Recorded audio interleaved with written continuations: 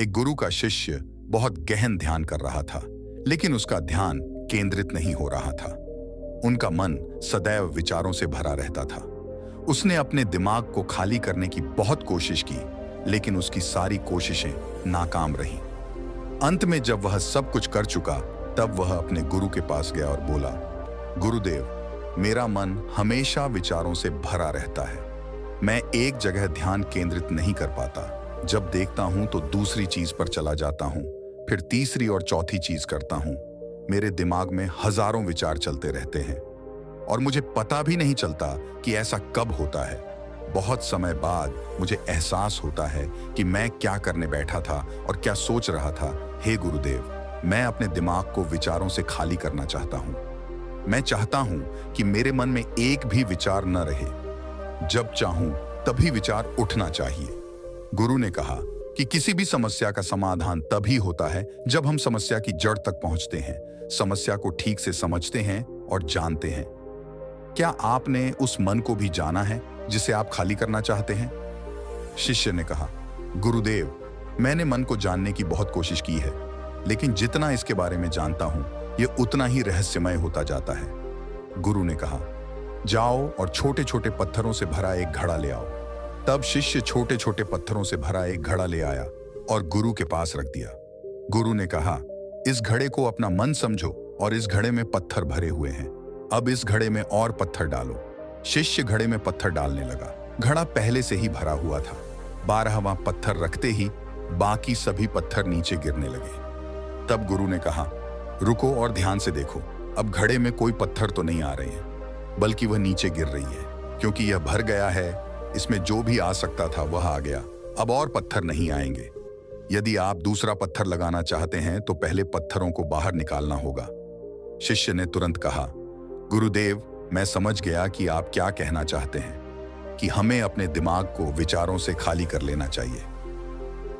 गुरु मुस्कुराए और गुरु ने कहा, पहले पूरी बात समझो और फिर दिमाग को खाली करो। गुरु ने कहा कि हमारा मन इस घड़े के बिल्कुल विपरीत है। तुम घड़े को पत्थरों से तो भर सकते हो, लेकिन मन को विचारों से नहीं भर पाओगे। मन हमेशा खाली रहता है। शिष्य ने कहा, गुरुदेव, मुझे कुछ समझ नहीं आ रहा है। अगर दिमाग हमेशा खाली रहता है तो हम उसे खाली करने की कोशिश क्यों करते रहते हैं? इसकी क्या जरूरत है? गुरु ने कहा, इस घड़े से एक एक करके सारे पत्थर निकालो। शिष्य ने वैसा ही किया और घड़े से एक एक पत्थर निकालता रहा और अंत में घड़ा खाली हो गया। गुरु ने कहा, देखो, तुमने एक एक पत्थर निकाला। यह घड़ा खाली हो गया है। अब आप इस घड़े में कोई भी पत्थर डाल सकते हैं, दूसरा पत्थर डाल सकते हैं, या फिर वही पत्थर दोबारा डाल सकते हैं।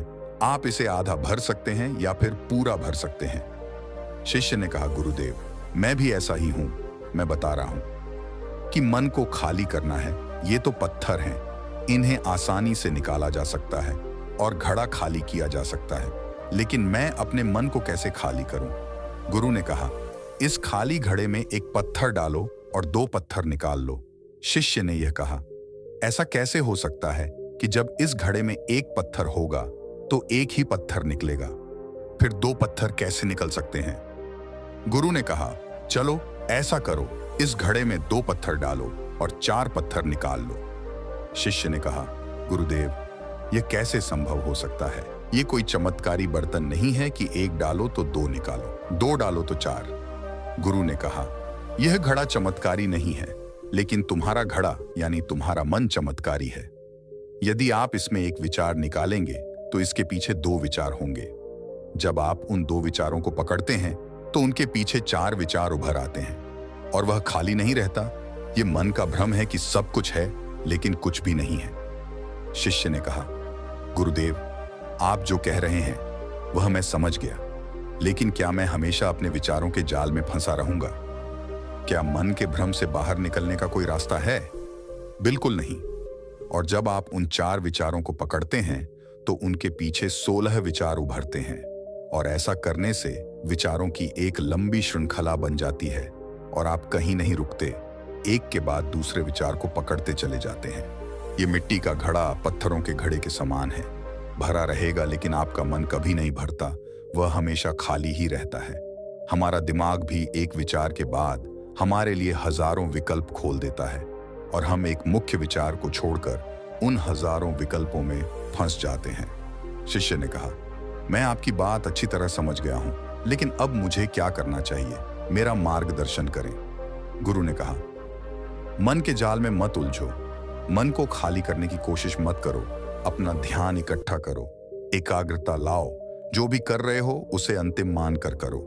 ऐसे करो कि बाद में इसमें आपको कुछ भी करने की जरूरत नहीं है, और जब आप किसी दूसरे विचार पर काम करते हैं तो बस उसी पर काम करें, कोई दूसरा विचार नहीं। मन के भ्रम से बाहर निकलना इतना आसान नहीं है, लेकिन अभ्यास सब कुछ कर सकता है। शिष्य ने कहा, गुरुदेव, मैं भी ऐसा ही करूंगा। ये समझाने के लिए आपका बहुत बहुत धन्यवाद।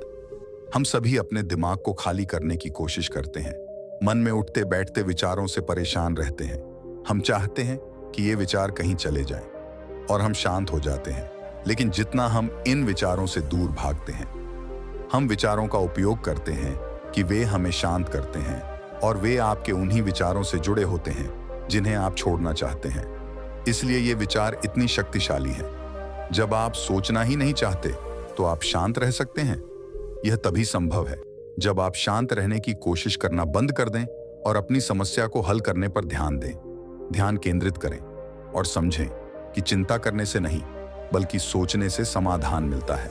गुरु ने कहा, इस मिट्टी के बर्तन को पत्थरों से आधा भर दो। शिष्य ने वैसा ही किया। फिर गुरु ने कहा, अब इन पत्थरों में से एक पत्थर चुन लो और उस पत्थर की एक छोटी सी मूर्ति बनाकर मुझे दे दो। मैं जानता हूं कि तुम एक अच्छे कलाकार हो। जब शिष्य ने 11वां पत्थर निकाला और उस पत्थर को तराशना शुरू किया, तो उसे एहसास हुआ कि यह पत्थर अच्छा नहीं है। तो उसने घड़े से दूसरा पत्थर निकाला। उसे वह पत्थर भी पसंद नहीं आया। फिर उसने तीसरा पत्थर निकाला, उसका रंग उसे पसंद नहीं आया।